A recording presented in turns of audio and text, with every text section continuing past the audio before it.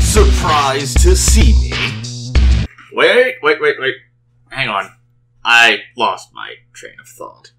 This has happened before. Twice before.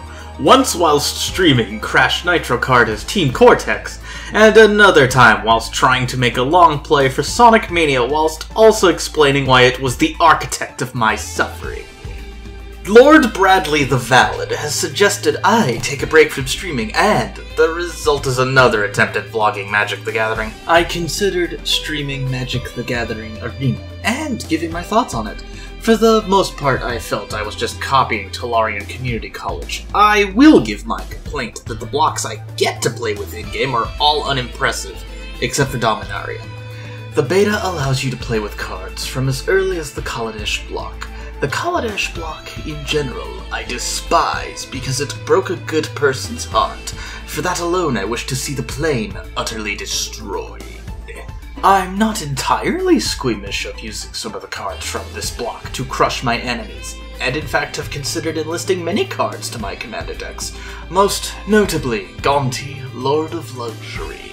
Sadly, the beta did not allow me to make a deck for commander format. Most of my hopes for it were thusly dashed. I checked out Core Set 2019, and I'm dismayed that it's not just a set of its own. Called Chronicles of Bolas, as the set is themed more around Nicol Bolas than the Amonkhet block, and serves as his version of a previous core set, Magic Origins, in practice. Otherwise, I'm delighted that Phylactery Lich got reprinted, and that there's a likable mono-green planeswalker outside of the Commander series in Vivian Reed. There was a memo, Varus. There was a memo! I am almost finished with a Riku of Two Reflections deck that I made, which tries to go infinite with copies of Werewolves and Wolf Token Generation. I still need to save up money to comfortably get the remaining cards and the sideboard for it correspondingly, but otherwise I'm ready to put it in a chocolate-colored box and happily implement it outside of Cockatrice.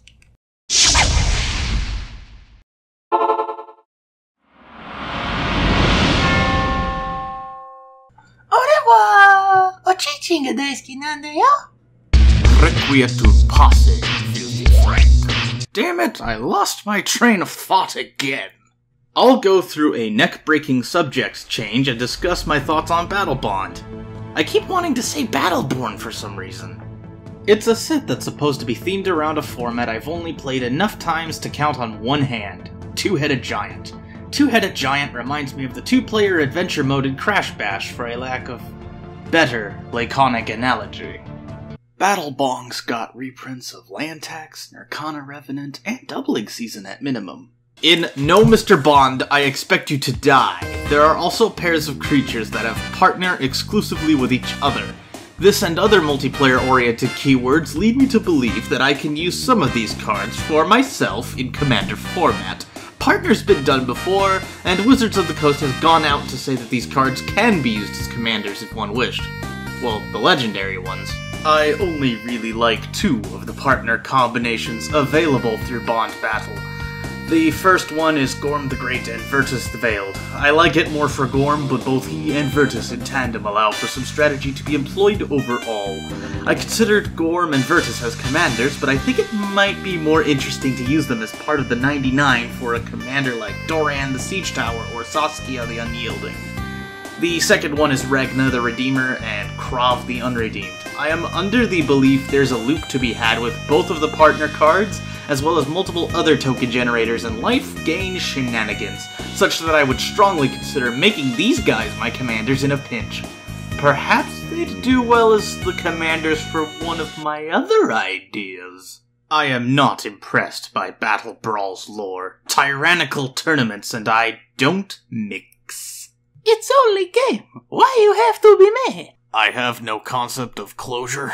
Press the triangle button to shove your own head up your own ass. I think I've already done that.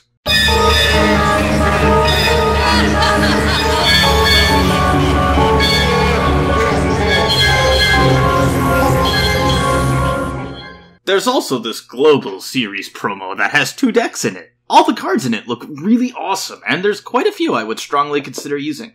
My favorite card out of it is Mu Yangling, though a close second exists in Ancestor Dragon. Regarding Mu Yangling, she might just already be my favorite mono-blue planeswalker of all time. In Magic, blue is the color I would personally identify with the least. As of this vlog, there is only one mono-blue legendary creature I would consider for a general in a commander deck. Arcanus the Omnipotent. Though I find it mentally painful to use a Jace Planeswalker card, I have grown to begrudgingly accept his monumental ubiquity in both Magic the Gathering storylines and in the many formats for which the game can be played in. Jace Beleren is still my least favorite Planeswalker ever, but he gets the job done and he's easy for me to root against.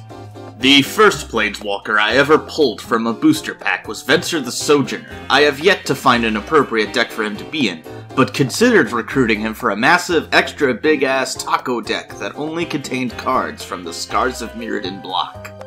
Lore-wise, however, Venser has a rough start before he does amazing things. I thematically like Ashiok, Nightmare Weaver. I lament that nightmares are not a commonplace tribal theme compared to zombies or vampires, especially for my main color of black. The other Planeswalker which uses my best and worst colors exclusively is Tezzeret. My problem with him is that despite being someone to root for whenever he fights Jace, he suffers from being figuratively footstooled by other characters in corresponding story arcs. At least he has a usable Planeswalker card from the Kaladesh block that I am willing to take for the purposes of Esper deck building.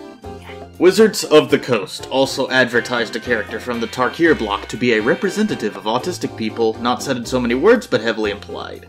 Narset. I can resonate with her as both a potential commander in one continuity and a planeswalker in another, but otherwise don't identify with either of her color identities personally. I'm also not anyone's target audience usually, so I am accepting of Narset's current state while open secretly wishing for her to do more. The final blue mana planeswalker that I like, despite their being blue, is Ral Zarek. Like Tezzeret, a chunk of my admiration for him is because he is someone I rooted for when he fought Jace.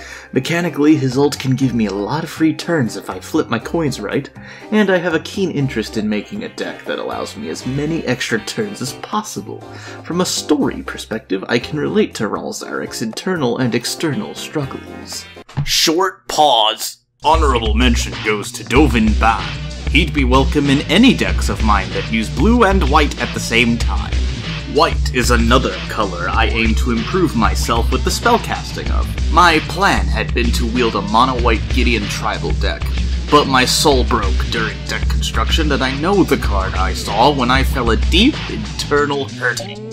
I was reminded of my oath to Shay Newville, but otherwise I just hurried up with finishing the deck and decided to take a break from deck construction after that.